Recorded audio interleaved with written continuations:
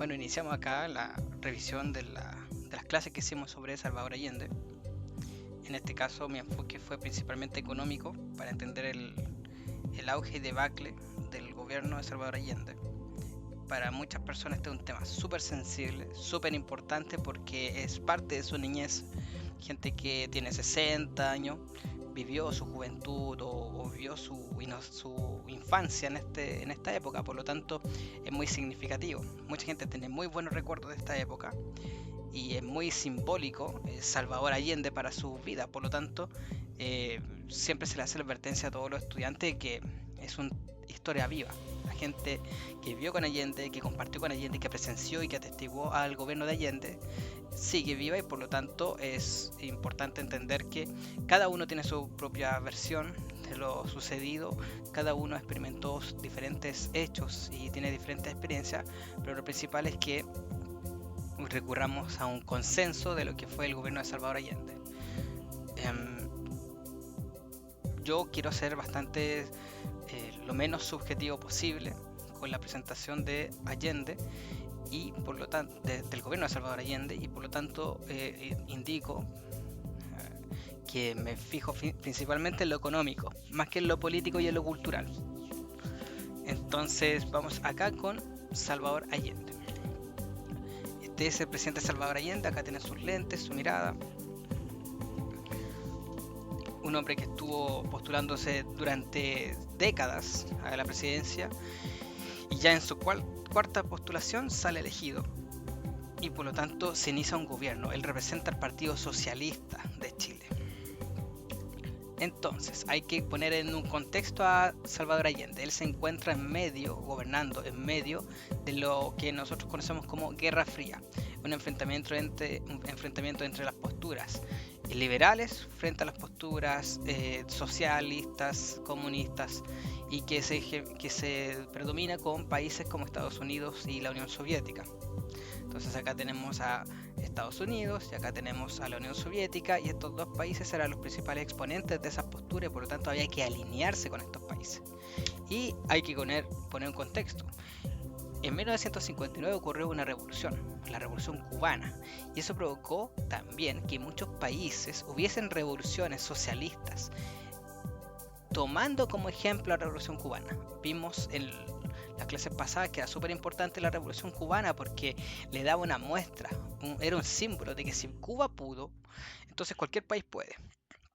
Cuba, estando al frente de Estados Unidos, pudo hacer una revolución socialista, entonces cualquier país puede, y eso implicaba también a los países latinoamericanos, de América del Sur y a Chile. Por ello, acá se avivó muy fuertemente el deseo de hacer una revolución. Y ahí era el punto. Cuando tú quieres hacer una revolución te tienes que alinear, y ahí es donde tienes que estar optando por dos bandos, el capitalista o el bando comunista. Esos eran los nombres, capitalismo y comunismo. Ahora, como vimos en clases, capitalismo y comunismo son dos conceptos muy amplios que abarcan diferentes formas, porque dentro del bando comunista estarían también los socialistas, y sabemos muy bien que los socialistas y los comunistas no son lo mismo, tienen posturas diferentes y muy diferentes en ciertos aspectos, y dentro del capitalismo están dos visiones económicas diferentes, el liberalismo económico y el estado de bienestar, que son completamente diferentes y por lo tanto uno diría que es incomparable ambos, pero sin embargo igual quedan dentro del concepto capitalista. Entonces, vamos a ver qué son estos conceptos. En primer lugar, volvamos al punto de la Revolución Cubana. ¿Qué es lo que quieren los revolucionarios? Primero, la repartición de los recursos entre los que no tienen y quitarle a los que tienen demasiado. Es decir, hay gente que gana miles de millones de pesos, hay gente que tiene muchas tierras, hay gente que tiene muchas propiedades y también hay gente que no tiene nada. Entonces, ¿cuáles son las ideas de los revolucionarios que están haciendo revoluciones en América Latina? Es hacer que esas personas que tienen 4 o 5 o 10 departamentos tengan solamente uno para que puedan entregarle los otros 9 a personas que no tienen casa. O lo mismo con los terrenos, o lo mismo con el dinero. Entonces, para hacer esto necesitamos tomar el poder. Nosotros como revolucionarios necesitamos tomar el poder. Y para tomar el poder tenemos que hacer una revolución. Entonces aquí es el tema. Tenemos que tomar el poder, y el poder, cuando nosotros lleguemos a la moneda y saquemos al presidente y tomemos el poder, o sea, tomemos el control del país, vamos a necesitar gobernarnos. Y ese gobierno es el que divide principalmente a los revolucionarios, porque hay gobiernos que son de tipo comunista y hay gobiernos de tipo socialista. Y ese es el punto, cuando establecen los revolucionarios, cuando salen con sus banderas, cuando van a marchar, cuando hacen las protestas, cuando hacen las marchas y las manifestaciones, salen con banderas, pero una vez que ya llegan al gobierno, ahí es donde tienen que definirse cómo se va a gobernar el país. Eso nos lleva a un punto, eso nos lleva al punto de que el objetivo final de todos los revolucionarios es llegar al comunismo, pero hay que organizar al país, y para ello vamos a utilizar un sistema que se llama socialismo. ¿Cuál es la diferencia? Que el comunismo es como el final del objetivo de un revolucionario: llegar a que las localidades se gobiernen por sí mismas y que todas las localidades tengan sus recursos asociados, que Maipú tenga sus recursos y que solucione los problemas de Maipú, no que el dinero, por ejemplo, de Maipú vaya a arreglar las calles en Vitacura, o que el dinero de Puerto Montt vaya a solucionar el tema de la luz o del agua en Santiago. No, los problemas de Puerto Montt son solucionables con los recursos de Puerto Montt. No se tiene por qué ir el dinero de Punta Arenas a solucionar los problemas que tienen en Arica, y así.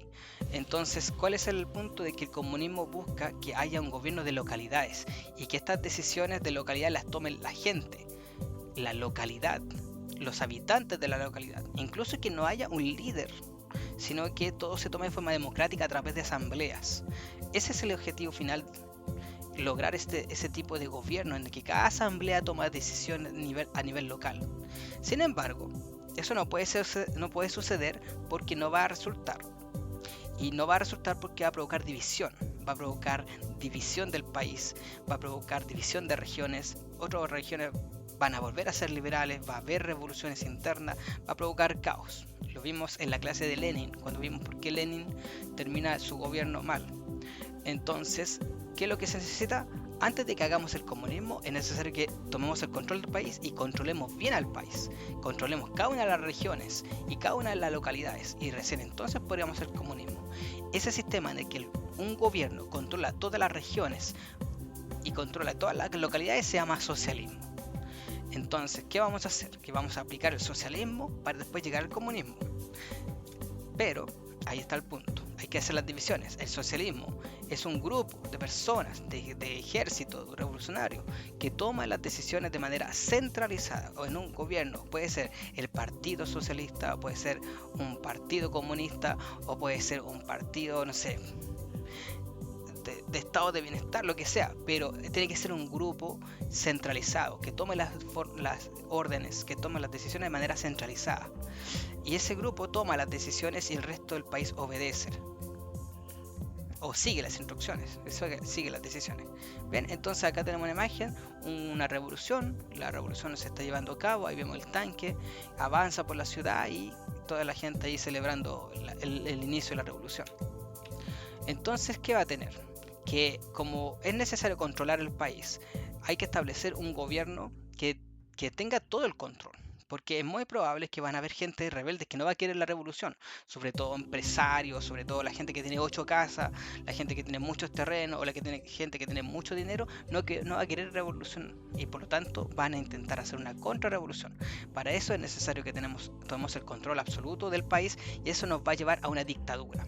Tenemos que hacer una dictadura, porque si no hacemos una dictadura se nos va a descontrolar alguna región y va a provocar una contrarrevolución, y hasta ahí nomás llegó nuestra revolución de izquierda. Entonces es necesario hacer una dictadura.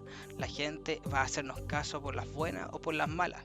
Todo esto es para ayudar a la gente, pero hay gente hay un grupo de gente que no quiere hacer estos cambios para ayudar a la mayoría, y este grupo de minoría que no quiere ayudar es necesario controlarlo. Entonces hay que hacer una dictadura para sobrevivir, porque si no lo hacemos, lamentablemente el socialismo va a fracasar, como sucedió con el gobierno de Lenin, y por ello mismo es necesario hacer una dictadura. En eso se va a transformar. La gente va a entender que esto se hace porque es necesario tomar el control. Sin embargo, sabemos que las dictaduras hacen que la gente se vuelva muy agresiva contra la gente que opina en contra. Entonces, ¿qué va a ocurrir? Que va a haber un momento en que muchos gobiernos, muchas revoluciones de izquierda van a ser aplastadas por revoluciones de derecha. Es decir, gente que es manejada por la gente que tiene mucho dinero, que tiene muchas casas, que tiene muchos terrenos, van a hacer una revolución en contra de los de la izquierda. Va a ocurrir una revolución de izquierda, de pronto van a salir soldados dirigidos por gente de derecha y así van a ocurrir una revolución, luego una contrarrevolución de derecha, luego una revolución de izquierda, luego así va a ser el proceso. Y eso requiere también que cuando llegue un grupo que viene a atacar a los de izquierda, establezcan una dictadura, porque es necesario controlar al país y la totalidad del país, y eso implica también controlar a toda la gente, y eso es necesario establecer una dictadura. Ese va a ser el ámbito que se está dando en América Latina durante los años 60. Durante los años 60, luego de la Revolución Cubana, hubieron muchas revoluciones de izquierda. Pero a medida que iba pasando el tiempo, también ocurrían revoluciones de derecha que aplastaban a estas revoluciones de izquierda. Entonces en Latinoamérica había muchas revoluciones y muchas dictaduras. Entonces, cuando un país tiene una revolución, le quedan dos opciones. Una es del bando capitalista o es del bando comunista. El bando capitalista, ¿cuál es la gracia de este bando capitalista? Dice, incluye los tipos de gobierno y economías que mantienen la propiedad privada y que el dinero sea de la persona. Eso se llama capital, que tu capital sea tuyo. Es decir, no te lo saquen. Tu capital, tu casa, tus autos, tus terrenos sean tuyos. Ese es tu capital. El dinero que tú vas a ocupar para hacer inversiones es el capital. Entonces, todos los sistemas que protegen el capital se llaman capitalistas. Y ahí está el liberalismo económico y el estado de bienestar. En esos dos sistemas, estado del liberalismo económico y el estado de bienestar, se protege el capital. Se protege el capital privado. Tu propiedad privada se mantiene. Entonces ahí es donde vamos a ver gente que tiene mucho capital, 7 casas, frente a gente que tiene poco capital, una casa. O gente que tiene mucho capital, muchos millones de dólares invertidos, y otros que tienen poco capital. Pero todos tienen su dinero, aunque sea poco, y eso hace que sea su propio capital. Y también sus casas, sus bienes, etcétera, son de ellos, no son del gobierno, no son del Estado, por lo tanto son propiedad privada. Eso es lo que implica el bando capitalista. Mientras que el bando comunista, recordemos que en el comunismo está metido el socialismo y el comunismo en un mismo saco, incluye estos gobiernos en los que se evita que haya una propiedad privada, porque la propiedad privada genera, según el capitalismo, según el comunismo y el socialismo, genera ambición. O sea, siempre va a haber gente que quiere tener 5 casas cuando solamente necesita una. Entonces compra 5 casas o tiene 5 autos y solamente necesita uno.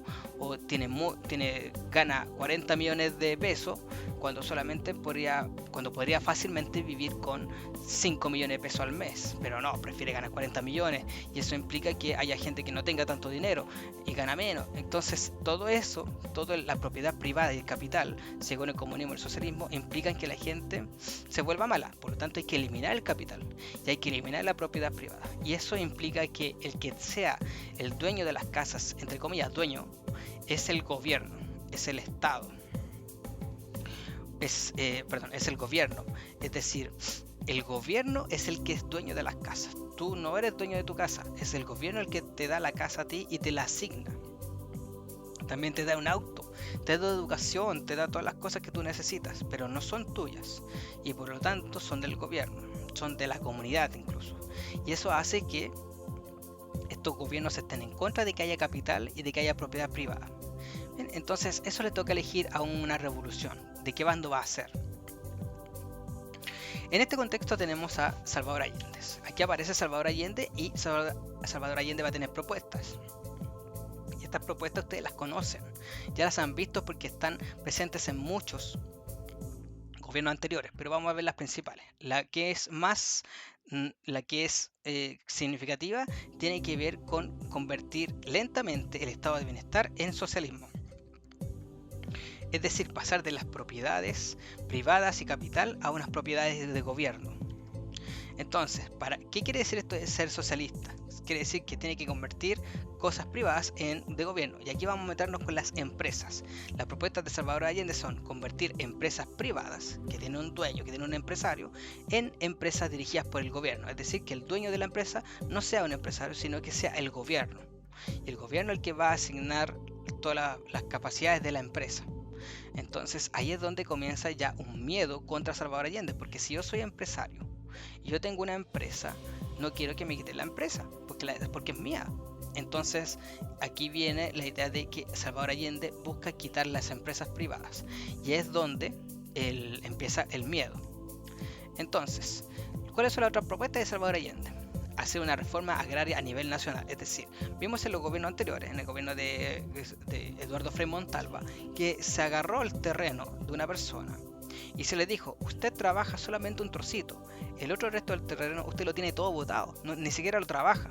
Entonces nosotros vamos a comprarle esos terrenos que usted no trabaja y se los vamos a repartir a gente pobre. Eso es reforma agraria. ¿Para qué es la reforma agraria? Tiene un objetivo político, pero a mí me interesa el económico. El económico tiene que ver con que en esos trocitos de tierra que van a ser entregados a campesinos se produzca alimento, para que se produzca alimento y así haya más alimento en el mercado. Y mientras más alimento hay en el mercado, se reducen los precios, bajan los precios, porque si hay solamente una manzana en el mercado, esa manzana va a valer muchísimo. Pero nosotros queremos evitar eso. Queremos esos precios, esa subida de precios tienen que ver con la inflación. Nosotros queremos disminuir la inflación, y para hacerlo necesitamos que haya más manzanas. Por lo tanto, vamos a hacer que mucha gente acceda al campo, o sea, tenga un trocito de terreno campesino, y ahí produzcan manzanas. Entonces, en vez de haber una manzana en el mercado, como ahora hay más campos chiquititos haciendo manzanas, van a haber más manzanas en el mercado. Y si hay muchas manzanas en el mercado, entonces el precio de las manzanas baja. Eso hay que replicarlo a todos los productos agrícolas, a la carne también, a lo que salga de la carne, como lo que salga de los animales, como la leche, el queso, etcétera. Todas esas cosas, si hay mayor cantidad de campesinos, entonces van a bajar esos precios de productos alimenticios vitales, y que pegan muy fuertemente cuando hay mucha inflación. Entonces nosotros eso queremos hacer. Ahora, la propuesta de Salvador Allende es llevarla al máximo, es que todos los terrenos de Chile tengan la repartición apropiada para que la reforma agraria sea un éxito. Además de eso, las propuestas son subirle el salario a todos los trabajadores, porque como aumentan los precios, a la gente no le alcanza para comprar a fin de mes, entonces es necesario aumentar los salarios, los sueldos. Y además de eso, sin quitar la salud ni la educación. O sea, que se mantenga la salud y la educación gratuita, además que el apoyo a los desempleados. Todas estas cosas son las propuestas de Allende. ¿Ven? Acá tenemos a Allende, ahí está en la ONU hablando. Bueno, ¿cómo es visto internacionalmente Allende? Para algunos países, Allende es visto como una persona admirable. ¿Por qué es admirable? Porque él está tratando de hacer el socialismo sin recurrir a la violencia de una revolución. Para Marx, para Lenin, para Stalin, para Fidel Castro, para Ernesto Che Guevara, es necesario que haya una revolución violenta con armas y derramamiento de sangre para que sea una revolución verdadera que convierta a un país en socialista. Pero Allende no, Allende lo está llevando de forma democrática, con elecciones presidenciales, y eso implica que no haya derramamiento de sangre, y eso hace que muchos países en Europa admiren a Allende, admiren este sentido de hacer una revolución sin una revolución sangrienta, de crear el socialismo sin recurrir a lo que siempre se indicó como que era necesario, que es una revolución violenta. Entonces, para muchos países era admirable Salvador Allende por el hecho de que era una persona que estaba tratando de hacer una revolución sin revolución sangrienta, y si lo llegase a lograr, como sí lo hizo, entonces va a quedar la idea de que el socialismo puede llegar de forma democrática. Si Chile pudo, todos los otros países que quieran hacer una revolución no necesitan hacer una revolución sangrienta, pueden hacerlo de manera democrática, llegando al gobierno a través de elecciones.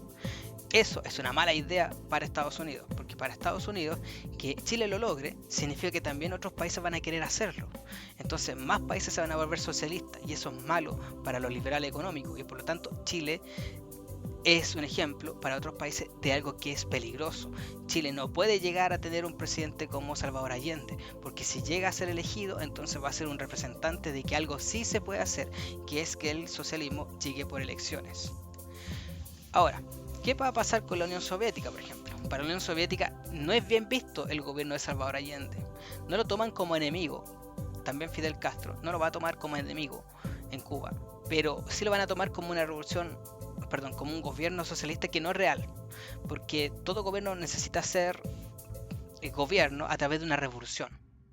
Entonces, para ellos, la revolución que está haciendo Chile, perdón, el gobierno socialista que está haciendo Allende en Chile es falso, no va a resultar, le van a hacer un golpe militar, según ellos, según la Unión Soviética, según Fidel Castro, porque no es una revolución sangrienta, no hubo matanzas de los que se iban a oponer. Si tú no matas a los que se van a oponer, vas a tener oposición y vas a tener resistencia y vas a tener lo más probable un golpe de Estado. Entonces eso es lo que indican ellos para la Unión Soviética y para Cuba. Lo que ocurrió acá en Chile no es algo que vaya a ser real, es algo momentáneo, pero va a fracasar. ¿Y por qué va a fracasar? Porque no se encargó de eliminar a los opositores. Y por eso es necesario siempre una revolución violenta, según el marxismo. Sin embargo, Salvador Allende va a mantener su postura. Y ahí es donde él dice: haremos una revolución a la chilena, sin sangre ni muertes, con sabor a empanada y vino tinto. Esa es como la idea principal de Salvador Allende. Ese es su objetivo, ese es su norte, ahí está apuntando. Y es donde nosotros nos vamos a encontrar con que al final, luego, ese 5 de septiembre de 1969, Allende conoce el resultado de las elecciones y resulta electo. Pero antes de que salga electo hay un tema. ¿Por qué? Porque acá dice, si era el presidente o no, el Congreso lo tenía que decidir. ¿Por qué tenía que decidirlo? Porque el Salvador Allende no logró el 50% más 1, 51%, sino que obtuvo un 36,3 o 2. El tema es que si tú no tienes ese porcentaje de 51%, sino que tienes un porcentaje menor, eso quiere decir que solamente un tercio de Chile votó por ti. Por lo tanto, es necesario que el Congreso indique si eres o no electo presidente. Y para eso el Congreso tiene que decidir si Allende es electo o no. ¿Por qué? Porque la votación desde el segundo lugar, en el que estuvo Jorge Alessandri, el candidato que sacó el segundo lugar, sacó 34,9. Muy poquita diferencia. Es decir, son 40.000 votos. Y eso es el tema. ¿Qué va a decidir el Congreso? El Congreso tiene que decidir, y el mundo estaba muy atento a lo que estaba ocurriendo. Si el Congreso decía que no, iban a invalidar un sistema de elecciones que se vería muy mal, porque Jorge Alessandri fue electo presidente con este mismo sistema. El Jorge Alessandri no obtuvo un 51%, sino que obtuvo un 36 y tanto, lo mismo que similar acá. Entonces hicieron esto en el Congreso y todo el mundo aplaudió y todo el mundo felicitó a Jorge Alessandri y el Congreso lo ratificó, porque decían que esa era la manera, o sea, había que seguir lo que decía la Constitución. Sin embargo, acá estaba Allende, y si Allende era electo presidente, ya sabemos qué iba a pasar con la visión que iba a estar en Estados Unidos. Entonces el mundo estaba expectante. Del Congreso dependía si Allende iba a ser presidente o no. Además, el tema es que en todos los otros países, o la mayoría de los países de Latinoamérica, hay dictaduras y revoluciones. Entonces es raro que acá en Chile todo se mantenga democráticamente. Es muy extremo. Entonces, ¿qué vamos a hacer? Si somos el Congreso, ¿qué vamos a hacer? ¿Vamos a elegir a Allende o no? Y es por eso que después el Congreso hace las votaciones y votan a favor de que Allende sea presidente. Y eso hace que él sea el primer presidente socialista electo de forma democrática en el mundo. O sea, esto es increíble, porque generalmente se indicaba que la violencia de una revolución era la base para un socialismo, pero acá no fue así, y fue electo. Sin embargo, Allende, señor Salvador, usted no va a ser presidente hasta que no esté consciente de que nos tiene que dar garantías constitucionales, es decir, que usted no se va a comportar como un socialismo violento, sino que va a seguir siendo un socialista democrático a lo largo de su gobierno, y estas son las garantías constitucionales. Entonces, acá tenemos el tema. ¿Para qué le pedimos garantías constitucionales a Allende? ¿Para qué le pedimos compromisos? Y principalmente esto es para que Allende le diera tranquilidad a los empresarios de que iba a cambiar el socialismo pero que iba a tener respeto por las leyes, es decir, que no iba a expropiar cosas, no iba a decir desde ahora todas las empresas son del gobierno, no, él va a respetar las leyes. Para hacer esas cosas él necesita votaciones en el Congreso, y ahí es donde el Congreso le dice, usted para tomar decisiones siempre va a tener que empezar a ver el tema de hacerlo legal. Entonces el Congreso le dice, indica que Allende es presidente, pero debe comprometerse a respetar la Constitución de 1925. ¿Qué son estas reglas, estas garantías constitucionales? Primero, no tomar medida económica sin pedirle autorización al Congreso. Es decir, no puede andar diciendo que esto va a cambiar o esto va a ser así si no le pida autorización al Congreso. Lo mismo con medidas sociales y lo mismo con medidas políticas. También no puede apoyar grupos revolucionarios comunistas o socialistas. Tiene que evitar que haya una revolución. O sea, si él se entera, si Salvador Allende, cuando es presidente, se entera de que va a haber un grupo que quiere hacer una revolución, Salvador Allende tiene que mandar a los carabineros y detenerlo. No puede estar a favor de una revolución, Salvador Allende. Y eso es lo que le piden a Salvador Allende, que dé esas garantías de que va a seguir la Constitución. Además de que va a respetar la propiedad privada. Es decir, no va a andar caminando y diciendo, a partir de ahora esa empresa es del gobierno. Apunte con un dedo y diga, esa empresa de allá es del gobierno. No. Tiene que respetar la propiedad privada. Todo tiene que ser aprobado por el Congreso. Y eso hace que Allende quede sumamente amarrado a lo que diga el Congreso. Y muchos del Partido Socialista y del Partido Comunista van a ver esto como un problema. Van a decirle a Allende, no vas a poder gobernar. Todo tiene que pasar por el Congreso. No, quizás nuestra revolución no va a funcionar. El Congreso la va a parar.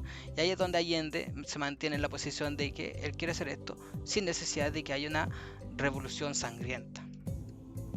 Por eso comienza con las primeras medidas. Ya en 1970 se pone la banda presidencial y asume. Y lo primero es mejorar las condiciones de trabajo. Es decir, que hayan respeto por las condiciones del trabajo y que se mejore. Que el caballero que no lleva casco, el trabajador que no lleva casco, que ocupe botas de seguridad, que se le entreguen mejores condiciones, que se le dé alimento, etc. ¿Para qué? Para que pueda trabajar de mejor manera. Aumenta los sueldos un 52%. Y aquí es donde el tema va. Le pide a los empresarios que le aumenten el sueldo a los trabajadores, pero un empresario normalmente diría, oye, si yo le aumento el sueldo a mis trabajadores, voy a tener que gastar mucho dinero en ese aumento y por lo tanto me voy a ir a la quiebra. Mi empresa no puede gastar tanta plata a los trabajadores porque estamos súper equilibrados, porque cualquier gasto más grande significa que vamos a ir a la quiebra. Entonces si yo subo el 52% los sueldos, eso quiere decir que en vez de pagarles 500.000 pesos a una persona, le voy a estar pagando 750.000 pesos y no tengo esos 250.000 pesos, no tengo ese 52% de aumento.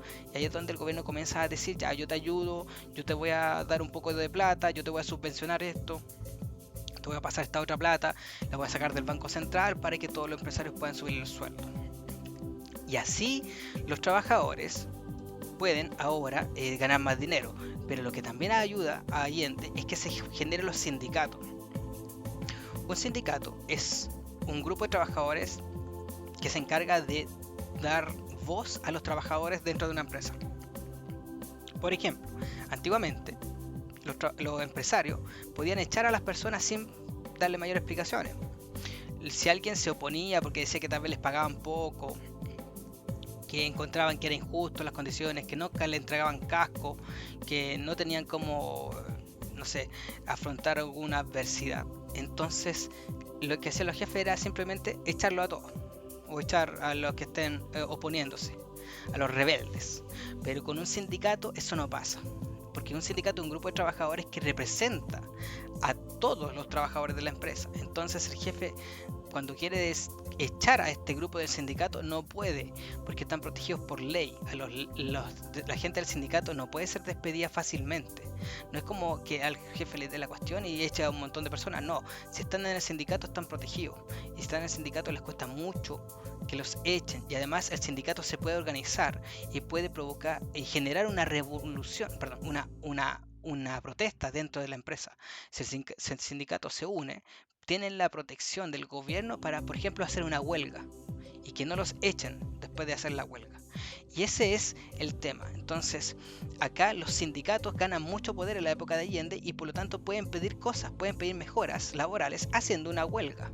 Esto es súper importante, tienen que ponerle mucha atención, porque hacer una huelga implica dejar de producir, y eso es muy malo para el dueño de la empresa.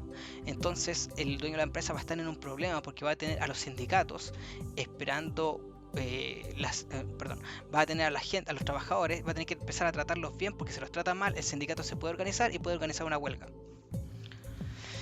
Entonces aquí vemos a Salvador Allende dando todas estas noticias. Aquí tenemos un montón de trabajadores escuchando ahí con casco por fin, tal vez algunos con botas, con zapatos de seguridad, con pantalones, con equipo, uniforme, etc. Todos ellos ahora tienen mejores condiciones y ganan más dinero. Y eso nos lleva después a que los otros cambios. ¿Por qué es importante esto? Porque Salvador Allende necesita, para ser un socialista, necesita convertir cosas privadas en estatales. Y eso es convertir, por ejemplo, una empresa privada en estatal. Pero ¿cómo lo puede hacer? Allende no puede ir caminando, se para frente a la entrada de una empresa y apunta con el dedo y decir, esa empresa ahora es del gobierno. No. Eso lo hizo, por ejemplo, Chávez. Lo hizo Chávez en Venezuela. Chávez a veces se muestran unos videos en los que va caminando y apunta a un edificio y dice, ese edificio ahora es del gobierno, ese edificio exprópiese, es del gobierno, porque él tenía mucho poder y tenía poder hacer esto sin necesidad de un congreso. Pero Salvador Allende no, Salvador Allende necesita el congreso, necesita la aprobación del Congreso para expropiar una sola empresa. Y el Congreso no le va a dar el apoyo, no le va a dar la aprobación.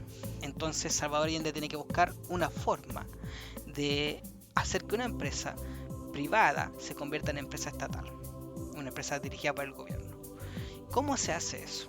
¿Cómo lo hicieron? Bueno, Salvador Allende y el equipo completo de Salvador Allende, encuentran una ley muy antigua que dice que si una empresa importante para el gobierno se va a paro o se va a huelga, el gobierno puede ir con carabineros, sacar a esos trabajadores y entregar y controlar la empresa.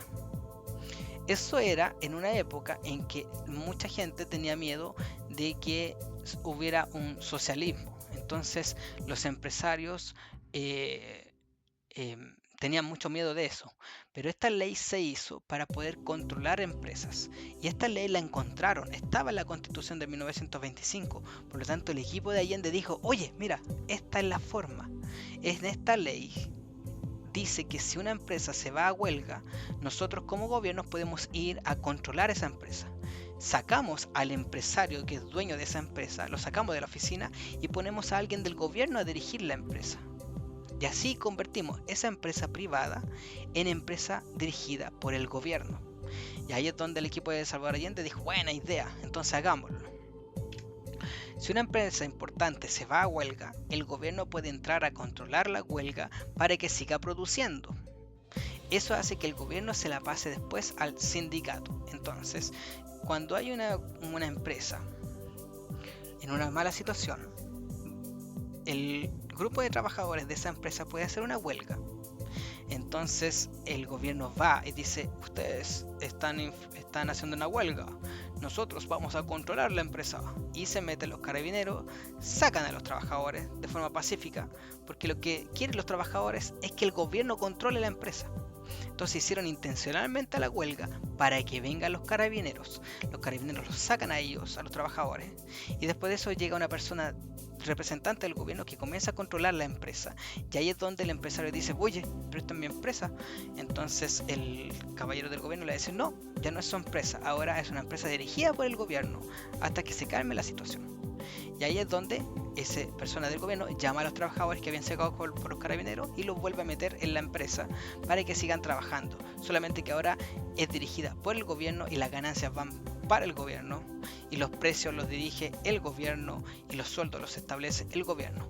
Pero en muchos casos, en vez del gobierno tomar esas decisiones, las decisiones el representante del gobierno se las va a pasar al sindicato. Y ahí el sindicato va a poder dirigir la empresa, va a poder determinar cuánto gana cada uno de los trabajadores, las medidas que van a hacer, la producción que van a hacer, los precios que van a poner, etc. Y eso hace que se pueda controlar una empresa privada y se pueda convertir en en empresas del gobierno. Eso para los empresarios fue una catástrofe, porque a pesar de que Allende se había comprometido con las garantías constitucionales, a pesar de eso, Allende no incumplió las garantías, se mantuvo dentro de la Constitución. Es solamente que encontraron en la Constitución una forma de convertir empresas privadas en empresas de gobierno, y eso hizo que muchos empresarios dijeran: ya, no se va a poder con Salvador Allende, no se va a poder tener una empresa tranquilamente, así que voy a empezar a preparar para irme del país. Aquí, por ejemplo, tenemos una imagen de un grupo de trabajadores organizando una protesta y indicando ya que muchos trabajadores están unidos y están en preparación para ser intervenidas por el gobierno. ¿Ven? Ya, sigamos con las otras medidas. Estamos viendo que le sube el sueldo a la gente, mejora las condiciones laborales. Mucha gente por fin va a tener buenos sueldos. Mucha gente por fin va a tener buenas condiciones laborales. Para la gente era muy importante esto que estaba sucediendo con Allende, porque Allende por fin era un presidente. Era un presidente al fin que se preocupara por los pobres, por la gente trabajadora. No era un presidente que había sonreído durante las elecciones, había prometido cosas y no las cumple, sino que Salvador Allende está cumpliendo las cosas y está pensando en los trabajadores y en la pobreza.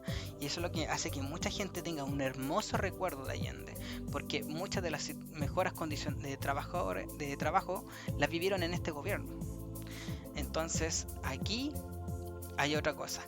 Si antes había que tener requisitos para tener la gratuidad, ahora ya es amplia, es general. Casi todos los chilenos van a tener gratuidad en educación, en salud y en apoyo al desempleo. Si usted se queda sin dinero, se hace sin empleo, el gobierno lo apoya con un seguro de desempleo. ¿Qué sale? Y todo esto sale del Banco Central. Es emitido, salen billetes impresos por el Banco Central que van a pagar todas estas cosas que usted está recibiendo. Junto con eso también se aplica la reforma agraria. 1/3 de los terrenos en Chile es repartido. Estamos hablando de miles de millones, estamos hablando de cientos de miles de hectáreas. Entonces acá tenemos a Salvador Allende en su momento que se aplican ya las medidas. Bien, aquí arriba el cartel dice: una reforma agraria integral contra los monopolios, contra el imperialismo norteamericano. Y atrás no sé lo que dirá, porque aquí hay otras personas. Aquí hay un caballero que José Toá, el padre de Carolina Toá, una que fue candidato en las primarias. Acá tenemos, creo que Raúl Silva Enrique, me parece, el cardenal. Y acá tenemos a una persona que no tengo idea quién es. Entonces, otra medida que se va a generar en el gobierno de Allende va a ser la nacionalización del cobre. Esto es diferente a la chilenización del cobre. En la chilenización del cobre, el gobierno compraba empresas que producían cobre, pero la nacionalización del cobre no es una compra de una empresa, sino que es por ley la adquisición de una empresa. Aquí vamos por una ley y convertimos la empresa internacional en empresa nacional. Hay que pagarles así una compensación a los dueños de esa empresa, pero no hay que comprársela directamente. Esto es una nacionalización de la empresa. Entonces aquí el gobierno lo que hace es expropiar las empresas que producen cobre sin pagar indemnización, porque sobre todo Estados Unidos. Por ejemplo, un dueño de empresa norteamericana diría: bueno, ustedes me quieren comprar la empresa. Entonces el chileno le diría: no te la quiero comprar, estás nacionalizado, tu empresa está nacionalizada. Entonces el norteamericano diría: bueno, entonces eso quiere decir que la empresa ahora es de Chile, es de los chilenos. Sí, señor empresario norteamericano, es de los chilenos ahora. Bueno, entonces me van a pagar una compensación. Supongo que son cientos de millones de dólares que me van a pagar por haber adquirido esta empresa sin ni siquiera haberme preguntado. Entonces el gobierno de Chile va a decir: no tiene ninguna compensación, señor. Usted se va directamente a buscar sus maletas a su casa y se va para Estados Unidos si es que quiere.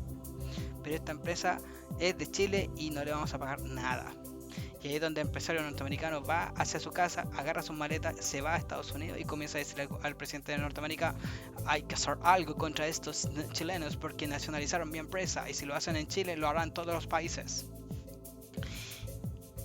Eso es lo que genera. La nacionalización del cobre hace que una empresa que produce cobre, que es de otro país, se convierta en empresa chilena y sea dirigida por gente chilena. Entonces eso requiere una ley, y esa ley la aprueba el Congreso. El Congreso aprueba la ley de nacionalización del cobre. No es una idea de Salvador Allende y su socialismo. Acá es el Congreso Nacional, gente que también representaba empresarios, todo eso, hacen una votación y sale hecha la nacionalización del cobre. Es increíble porque una de las razones por las cuales Norteamérica, Estados Unidos se ponen contra Allende es por esto. Y al final también fue el Congreso el que estuvo dentro de esta situación. ¿Qué va a ocurrir? Que va a mejorar la economía. Para todas las personas pensaban que iba a fracasar el gobierno de Allende, pero no, comienza a mejorar la economía. ¿Pero por qué comienza a mejorar la economía? ¿Por qué un socialismo comienza a mejorar la economía? ¿Por qué digo esto? Porque a nivel mundial, todos los socialismos, el de la Unión Soviética, el de Cuba, el de Corea del Norte, el de China y comunismos, van a provocar que la gente sea más pobre. Es decir, que en vez de ganar más plata, la gente gana menos plata, o tiene menos acceso a recursos, o tiene menos recursos. Que en el supermercado haya menos cosas. Eso quiere decir que haya menos productos en el supermercado. Entonces todo el mundo esperaba que, igual que le había pasado a los chinos, que cuando se convirtieron en comunistas o socialistas hubo una crisis económica, o con la Unión Soviética también, que la gente vivía pésimo. Entonces todos esperaban que este socialismo llevara a la ruina al país. Sin embargo, un año después, 1971, la economía mejora y todo el mundo queda perplejo, porque dicen, ¿cómo es posible que un socialismo esté resultando y esté dando buenos resultados más encima? Entonces, ¿cómo se va produciendo todo este ciclo? A través de que la gente ahora tiene más dinero y por lo tanto compra más. Mientras más compran, las empresas venden más y así a las empresas les va bien. Eso hace que haya un crecimiento económico. Los trabajadores con más sueldos, empresas con más ventas. Eso es el crecimiento económico que se produce en 1971. Y eso hace que el mundo vea las cifras y comienzan a alabar a Allende. En el mundo. Excepto en Estados Unidos, por supuesto. Acá hay una gráfica, miren, fíjense el gráfico que hay. Vemos cómo crecen, acá están los años, aquí abajito, y acá está el índice de crecimiento de un país, y vemos cómo van creciendo los gobiernos hasta que llega en naranjo el gobierno de Allende. Este es el crecimiento que se produce en el gobierno de Allende en 1971. Eso hace que Allende y todos los seguidores de Allende comiencen a confiar en el sistema que están implementando, a pesar de que ya comienzan a ver unos signos de que van a cambiar esta situación de apoyo generalizado. ¿Por qué? ¿Por qué va a ocurrir esto? Bueno, antes de eso, o durante esto, aparece Fidel Castro. Yo quiero mencionar esto porque esto ocurre un tiempo después, pero lo voy a mencionar en este momento de la aplicación, porque quiero que ingresemos a un personaje histórico en esto. Fidel Castro visita Chile, el revolucionario, el admirado por toda la juventud latinoamericana. Él visita Chile en un ánimo de admirar a Allende. Entonces visita Chile para saber qué está pasando. Y aquí se especula que viene a apoyar una revolución, que viene a Chile a provocar una revolución o a hacer varias cosas para que Allende suceda finalmente la revolución que busca Allende. O sea, que busca Fidel Castro para que sea el real el socialismo de Allende. Entonces viene a Chile y ahí está a Salvador Allende con Fidel Castro, el líder de Cuba. Y para cuidar a Fidel Castro se le asigna a Augusto Pinochet. Y acá comienza a aparecer la figura de Augusto Pinochet como una persona confiable. El Salvador Allende lo selecciona, se habla de Augusto Pinochet, y Augusto Pinochet comienza a acercarse más al poder. Es importante esto porque es una cercanía que va a permitir después a Pinochet asumir otras posiciones de rango. Obviamente hay muchas personas que están en contra de esto, y por eso se crea un clima adverso, enemigo a Allende. Ya estamos en 1972. ¿Por qué? Porque ya comienza a fallar un poco la economía. ¿En qué sentido? Los dueños de las fábricas temen por sus empresas, así que antes de ser tomada en una huelga, el empresario las vende y se va del país. Menos empresas, menos productos, sube los precios. ¿Qué ¿Qué quiere decir todo esto que acabo de decir? Resulta que un empresario que está en 1971 ve que sus productos están siendo más consumidos. Los trabajadores comienzan a ganar más plata, entonces empiezan a gastar más, a comprar más cosas, y el empresario comienza a irle bien. Entonces los empresarios dicen, oh, qué bacán, me está yendo bien, tengo más ventas, me están comprando más productos. Sin embargo, cada empresario empezó a decir, bueno, pero esto es por ahora. En cualquier momento, si hay una protesta, una huelga dentro de mi fábrica, el gobierno puede decir que esta fábrica ya no es mía, sino que es del gobierno, y por lo tanto no me conviene estar acá en Chile. Entonces lo que yo voy a hacer es vender todas las cosas que hay en mi empresa, las maquinarias, los materiales, la herramienta, etcétera, y me voy a ir del país. Entonces cuando comienzan a hacer esto los empresarios, muchos empresarios cierran sus fábricas y terminan vendiendo sus fábricas y se van del país. Eso implica que cuando una fábrica se cierra porque se vendió o porque la cerró simplemente el empresario, cuando una fábrica cierra, quiere decir que produce, o sea, implica que haya menos productos, que esa fábrica deje de producir cosas. Y cuando hay menos de esos productos que producía esa fábrica en el mercado, entonces esos productos valen más. O sea, de 5 fábricas que produzcan jabón, si de esas 5 se van 3, solamente hay 2 fábricas produciendo jabón. Por lo tanto, hay menos jabones en el mercado. Y como hay menos jabón en el mercado, el precio del jabón sube. Suben los precios. Entonces imagínense que estamos haciendo el ejemplo con el jabón, pero estamos hablando de que en esta época empiezan a cerrar muchas empresas de diversas cosas y diversas cosas comienzan a subir de precio. Entonces comienza a aumentar los precios, aumenta la inflación. Y además que en la gente, en el campo, a la gente que le entregaron campo, no dio un rendimiento muy bueno. En muchas ocasiones el dueño del fondo, el dueño del campo, no trabajaba ciertas áreas porque tal vez no eran tan productivas. Entonces al final cuando el gobierno le dijo, oiga, usted no está trabajando esta área, le quitaban o le compraban ese terreno, ese trozo de terreno al dueño del fondo y se lo pasaban a un campesino. Y el campesino empezaba a producir para hacer más manzanas, para que el precio de las manzanas bajara. Pero sin embargo, el terreno que le dieron no era el mejor y por lo tanto no pudo producir manzanas. Y al final el gobierno se encontró con que no se estaba produciendo tanto alimento como se esperaba que se produjera con la reforma agraria. Y mucha gente comienza a desesperarse y empiezan a darse cuenta de que el gobierno se está demandando demasiado en la repartición, así que se juntan y comienzan a tomarse terrenos. Entonces estas tomas van a hacerle mucho daño al gobierno de Salvador Allende porque son tomas violentas, gente que viene con madera, que viene con clavos, que viene con martillos, que viene con otra herramienta y se ponen en un campo que no es de ellos, que es de un dueño de fondo y arman ahí su campamento, sus casitas de madera y lo defienden. Entonces eso hace unas tomas de terreno y eso provoca que los empresarios o los dueños de los campos comiencen a decir que el gobierno no tiene el control, que está perdiendo el control de la gente porque algunas personas se empiezan a tomar los terrenos, llegan algunos incluso a trabajar esos terrenos como campesinos. ¿Ven? Aquí tenemos una toma, ¿ven? Campamento A Ríos, tierra o muerte, movimiento campesino revolucionario. Y acá tenemos unos niños que son los hijos de estos revolucionarios y que tienen el campo tomado. ¿Ven? Un terrenito ahí que se tomaron para comenzar a trabajarlo o para construir casas, lo que sea, pero esto es ilegal. Y muchas personas que son dueñas de estos campos, donde aparecen estos campamentos, comienzan a decir que el gobierno no se la está pudiendo, que se le está saliendo de las manos el control de estas situaciones. Y eso va a provocar un clima muy adverso, un clima que va a generar que comience a aumentar un rechazo contra Allende. Y hay otro tema, que cuando se produce el sindicato, muchos sindicatos dicen ya, queremos que esta empresa no sea más de un empresario, sino que sea del gobierno. Si hacemos eso, lo más probable es que podamos después repartirnos bien los sueldos. Entonces hacen una huelga, detienen la producción, hacen un paro y detienen la producción. Pero cuando tú detienes la producción, quiere decir que no produces. Entonces esa empresa que está en proceso de ser adquirida por el gobierno, esa empresa está dejando de producir productos.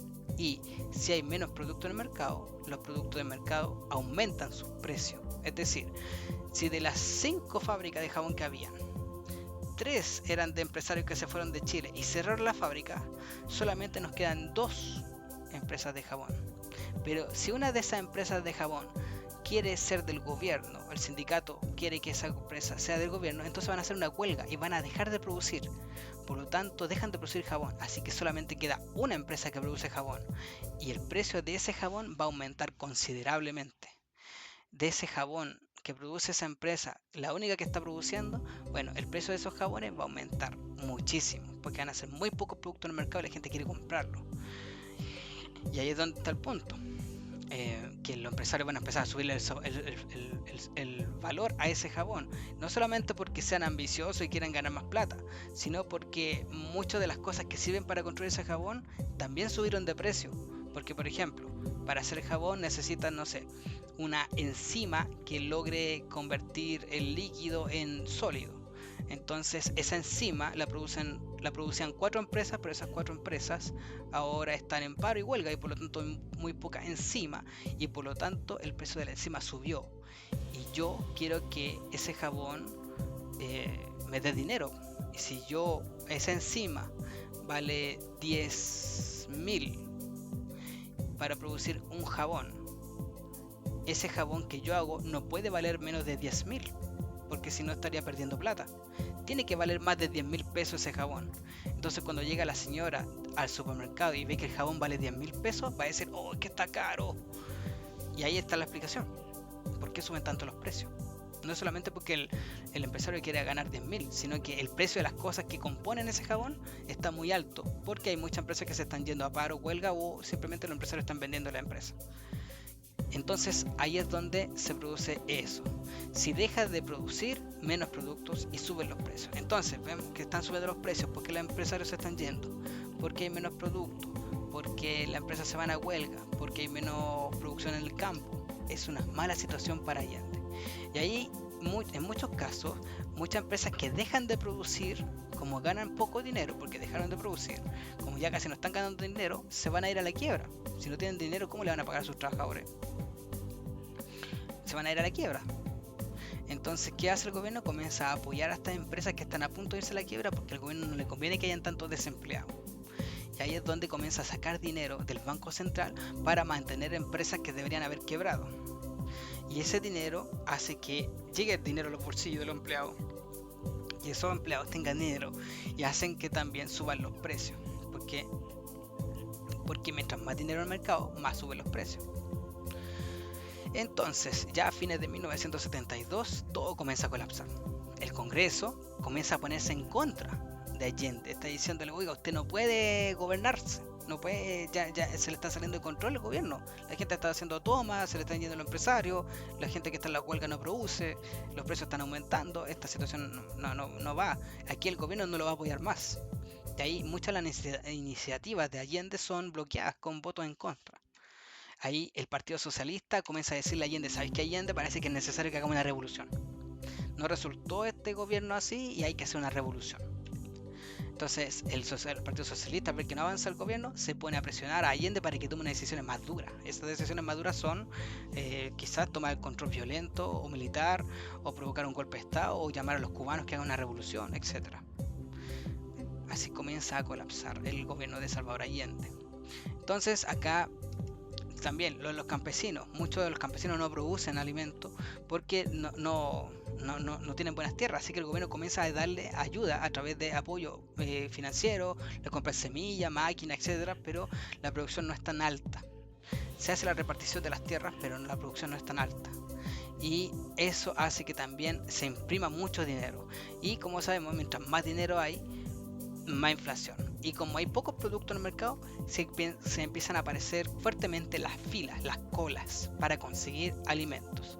Y aquí es donde aparece también otro recuerdo de las personas que vivieron en la época de Allende o que fueron niños en la época de Allende, que si ustedes les preguntan, muchos de esas personas les van a decir que hacían colas para conseguir alimentos, que de pronto alguien decía, no, en el kiosco de la otra cuadra allá tienen mantequilla, iba corriendo las personas a conseguirse la mantequilla que quedaba y hacían colas para tener esos productos, porque eran muy pocos productos los que se hacían. Mucha gente adoraba a Allende Y todavía mucha gente adora a Allende, pero tiene el recuerdo de esto, de los pocos productos que habían. Mucho dinero y pocos productos.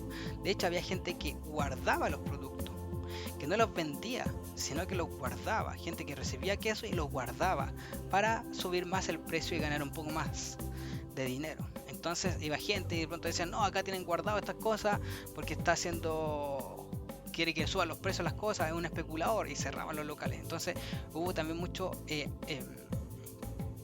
gente que guardó productos en esta época porque en algunos casos ellos ya sabían que probablemente el gobierno colapsaría y era necesario ocultar los productos. Y también hubieron paro y protesta, y el más recordado de todo es el paro de los camioneros. Los camioneros dejan de transportar productos, y si el transporte se va a paro, ¿qué va a pasar con los supermercados? ¿Van a tener productos o no? Entonces es una grave situación para el gobierno de Salvador Allende, porque si no están los camioneros entregando los productos, no hay productos en los supermercados. Imagínense una población entera de 1 millón de personas en una ciudad que está tratando de vivir, pero no hay producto en el mercado, no hay arroz, no llegaron los productos, los supermercados están vacíos. ¿Qué va a provocar eso? Una revolución. Esa es la situación. Llegamos al año 1973. Bien, entonces Salvador Allende se encuentra con esta crisis económica fuerte, este desabastecimiento, este problema con los precios, con las tomas, con las huelgas, y tiene que controlar a todos. Aquí es donde los cercanos a Salvador Allende comienzan a indicar que Salvador Allende comienza a quedar solo. ¿Por qué? Porque Salvador Allende intentó hacer un equilibrio de fuerza, intentó mantener a los partidos políticos, a los empresarios en cierto equilibrio, pero no se pudo. Y aquí en esta parte de acá yo les pongo como resumen de eso: el presidente Allende, cumpliendo su compromiso con el Congreso, debe equilibrar a los grupos que quieren cambiar el sistema económico, los que quieren una revolución. El Partido Comunista tiene que calmar al Partido Comunista, tiene que calmar al Partido Socialista, un grupo revolucionario llamado MIR, el Sindicato de los Trabajadores del Cobre, el Colegio de Profesores, agrupaciones estudiantiles. Todos estos están buscando la manera de llevar a cabo huelgas, protestas y todo esto en contra de Allende.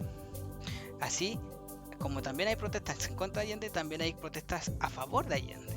Entonces son una cosa en que un día hay una protesta en contra de Allende y al día siguiente a favor de Allende. Incluso miren, en esta protesta están a favor de Allende, y quizás media hora después o 1 hora después va a aparecer una protesta en contra de Allende por estas mismas calles, y se van a encontrar con estos que están a favor de Allende y van a empezar a pelear, o se van a picar, no sé, se van a empezar a decir cosas. Entonces en esta época es muy fuerte la división que hay. La gente comienza a dividirse mucho a favor de Allende o en contra de Allende. Es muy fuerte. Incluso este Pou que está aquí al ladito está ahí a favor de Allende, y lo más probable es que tenga un hermoso recuerdo de Allende, pero esté viviendo la carencia de productos y comienzan a indicar que no, todo esto es culpa de Estados Unidos y que Estados Unidos es el culpable de que haya falta de productos, lo cual puede ser cierto también. Sin embargo, en esta época es así, se está volviendo una situación que en palabras históricas se dice polarizada, es decir, es muy polarizado el ambiente, es muy o en contra o a favor, nada de intermedios. Entonces, aquí el tema de los grupos de empresarios y de dueños de fondos que forman la derecha quieren que se acabe el gobierno de Allende lo antes posible y le solicitan la renuncia. Pero ahí ya está avanzando todo muy rápidamente, estamos en el año 1973 y es donde comienza a aumentar muchísimo la inflación. En mayo ya la inflación era de un 238%, es decir, las cosas valían más que el doble. Y ahí es donde, de lo que valían en los meses anteriores. Entonces todo comienza a aumentar de precio fuertemente, en una subida acelerada, y a Allende le queda saber qué puede hacer. Entonces aquí, ¿qué hubiesen hecho Salvador Allende? ¿Qué hubieran hecho otros gobernantes como Eduardo Frei Montalva o Ibáñez del Campo o Alessandri?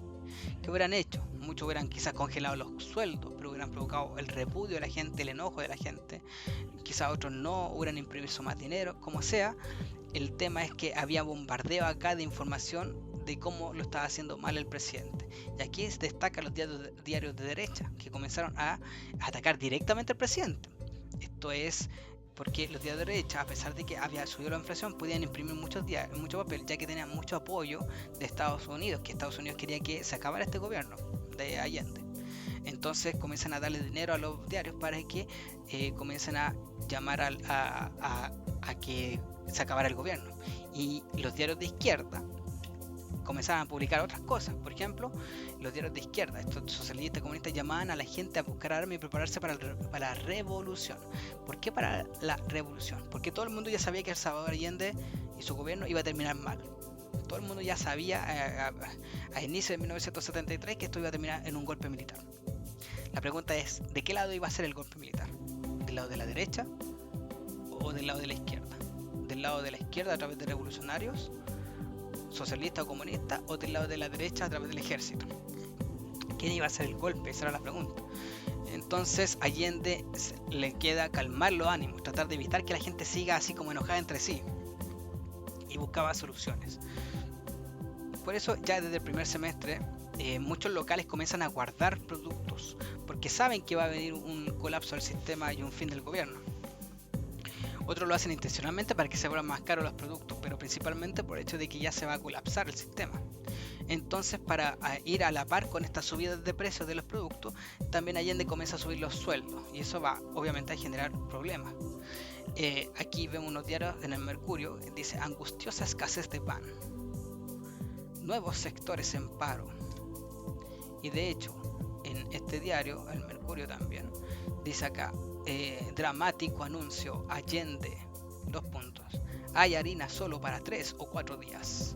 Entonces esto se publica en los diarios. Imagínense ustedes leyendo estas cosas, la histeria, el colapso nervioso que va a tener alguien cuando lee estas cosas, cuando tiene 3 hijos que alimentar. La situación era muy tensa, muy agresiva. Entonces muchas fábricas van a cerrar su empresa, sus puertas. Entonces comienza el desempleo.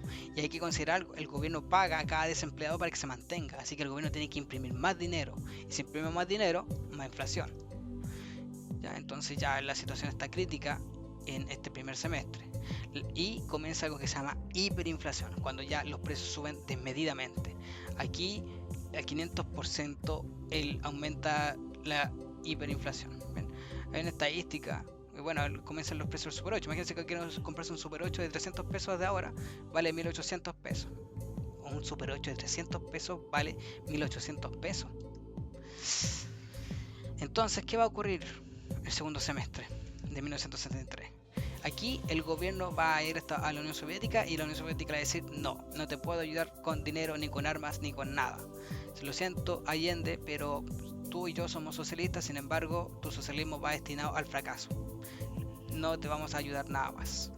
Y Estados Unidos, bueno, como Allende también era admirado en Europa, Allende también trató de pedir ayuda a otros bancos, pero los bancos europeos y de otros países decían, ¿sabes qué, Allende? Si yo te doy un préstamo a ti, Estados Unidos me dijo que no iba a comerciar conmigo.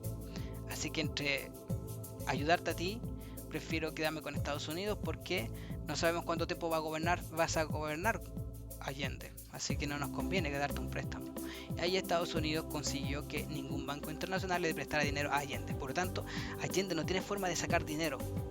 Hace poquito vimos que Milei, presidente de Argentina, enfrenta una crisis económica en su país. Ahora fue a Estados Unidos, habló con Trump y Trump le dio un préstamo. Esos son préstamos salvadores que tiene. Pero acá Allende no va a poder aceptar a estos préstamos. Y es donde comienza ya a entenderse que no hay forma de sacar dinero de alguna parte. Solamente nos queda sacar dinero de algo que vendamos, como el cobre. El cobre es nuestro producto. De la venta del cobre ganamos mucho dinero como gobierno. Sin embargo, justo esos años comienza a bajar el precio del cobre. Eso quiere decir que las cosas que nosotros podíamos vender y que nos daban mucho dinero, ahora no nos dan dinero casi nada. Y eso es un grave problema porque la única entrada que teníamos de dinero ya no es esta. Y ahí es donde Allende comienza a ver que no hay forma de solventar gastos si no es imprimiendo el dinero en el Banco Central y causando inflación. Entonces, al ver esta situación, la oposición, los que están en contra de Allende, comenzaron a decir, este es el momento en que el presidente tiene que renunciar. Y mucha gente comienza a pedirle que renuncie, el Congreso, o que el Congreso saque al presidente del poder, o que lo tomen preso, incluso que lo maten. Ya Allende ya sabe que se está preparando un golpe militar en contra de él. La pregunta para Allende es quiénes están preparando este golpe militar y si va a poder detenerlo a tiempo o no. Pero saben que va a haber un golpe militar. Fíjense en este diario, se llama La Segunda. Fíjense acá, no hay ninguna noticia. Esto no es una noticia, esto es una petición directa casi del diario. Renuncie, hágalo por Chile. Es una portada. Entonces ya en agosto y septiembre de 1973 ocurren ya los primeros intentos de sacar a Allende del poder. Y el principal de todos es el del teniente coronel Soper. Ahí el teniente coronel Roberto Soupers saca unos tanques que van por Santiago y que van a detener a la Allende en la moneda. Y eso es, este intento de golpe militar es repelido, es neutralizado por un general que estaba a favor de Allende y que se llama Carlos Prats. Él logra controlar la situación, pero esto es un indicio de que ya viene el golpe militar y esto es algo que ocurrió. Entonces aquí vemos que el POU, que estaba a favor en un principio de Allende, ahora está en contra de Allende apoyando un golpe militar. Esto no va a funcionar y va a terminar súper detenido, etc. Pero igual va a estar la idea de que el ejército lo va a intentar. Entonces solamente quedaba la idea de que Allende tenía que demostrar que él no iba a provocar ningún golpe militar ni tampoco iba a provocar una revolución socialista. Para demostrar eso necesitaba hacer que la gente entendiera que él no buscaba hacer una revolución y por tanto es necesario ser controlado. Y la forma en que podía llamar la atención y decir, miren, estoy siendo controlado para que les demuestre a ustedes que no voy a hacer una revolución, es poniendo soldados militares en los ministerios de educación, de salud, etc. Solamente así, entonces la gente diría, claro, Allende no quiere hacer un golpe militar, ni quiere hacer una revolución, está poniendo soldados para mostrar a nosotros que él no va a hacer nada porque tiene a los soldados en posición importante de control. Entonces ahí es donde comienza a colocar generales como ministros de gobierno. ¿Bien? Sin embargo, uno de estos generales, que es el general Prats, va a renunciar. Se manda una embarrada con una señora. Iba manejando el auto, una señora le hace burla en otro auto que iba al lado de él. Iban avanzando en la carretera, entonces él va manejando, una señora le hace una mueca, le saca la lengua creo, mientras iba manejando, y General Prats, como enojado, ya cansado con toda esta tensión que había en el ambiente, saca su pistola y le dispara al auto de la señora. Y después de esto ahí para la señora estaba consternada, estaba impactada, y también aprovechó de meterle ahí harta cizaña a la señora, y el General Prats, al ver la situación que se ha provocado, dice, ya voy a renunciar, no estoy en condiciones para seguir siendo general, y renuncia. Entonces Salvador Allende le va a decir, ¿sabes qué? Necesito que pongas a alguien realmente de confianza y muy leal que me ayude a proteger Santiago, porque ya que tú te vas. Entonces General Prats le dice, yo tengo una persona de confianza y esa persona de confianza se llama Augusto Pinochet. Él te va a ayudar a evitar que, o te va a proteger en caso de golpe militar. ¿Bien? Entonces Augusto Pinochet aquí aparece como una persona leal. Esto es súper importante porque para la gente que está en contra de Pinochet, esto es un recuerdo de la traición de Pinochet, de que Salvador Allende lo nombra para ser cuidador de él, cuidador del Estado y garantizador incluso de la seguridad de Santiago, de la ciudad de Santiago, de la seguridad de la ciudad de Santiago. Sin embargo, Augusto Pinochet termina siendo parte del golpe, uno de los principales, uno de los 4 generales del golpe militar, y para mucha gente esto no tiene como un perdón. O sea, que haya traicionado al presidente, incluso que haya provocado la muerte del presidente, que lo nombró, es un acto de traición. Para otras personas esto solamente fue una consecuencia de lo sucedido. Allende pudo haber renunciado o Allende pudo haber salido de la moneda en el momento del golpe militar y no lo hizo. Entonces esa es una decisión de Allende, no es culpable en ese caso Augusto Pinochet. Ese es el debate que se vive en cierto grupo de edad muy avanzada, de 80 o 90 años, que dicen si si Augusto Pinochet traicionó o no a Allende. Llegamos al año 1900, llegamos al mes de septiembre. Ya la situación es caótica. Los grupos revolucionarios están tratando de hacer golpes fuertes, derrumbando antenas, provocando golpes, reventando gasoductos, todo para desestabilizar el gobierno y provocar una revolución. Hay tomas de terreno, hay huelgas, el MIR está provocando varios asuntos, también en grupos de derecha están provocando atentados. Entonces el gobierno sigue imprimiendo dinero, la hiperinflación destruye los ahorros de la gente que tiene los bancos, los pocos bancos que quedan. Entonces solamente aquí nos quedaría poner en el lugar de los ministros de Allende. Si tú eres el ministro de Allende, ¿qué harías para mejorar esta situación? ¿Qué harías tú para mejorar esta situación? ¿Qué harían? ¿Sacarían a Allende? ¿Le pedirían la renuncia? ¿Imprimirían más dinero? ¿Conseguirían dinero con otro país? ¿Congelarían los sueldos? ¿Bajarían los sueldos? ¿Harían una revolución? ¿Qué harían ustedes como ministro? Bueno, no hay más que especular porque ya sabemos que estamos en el año 1973 y llegamos hasta el 11 de septiembre. Y en eso terminamos esta presentación. Bueno, dentro de poco voy a hacer la otra presentación y la voy a subir para que la puedan ver. Espero que estén muy bien. Adiós.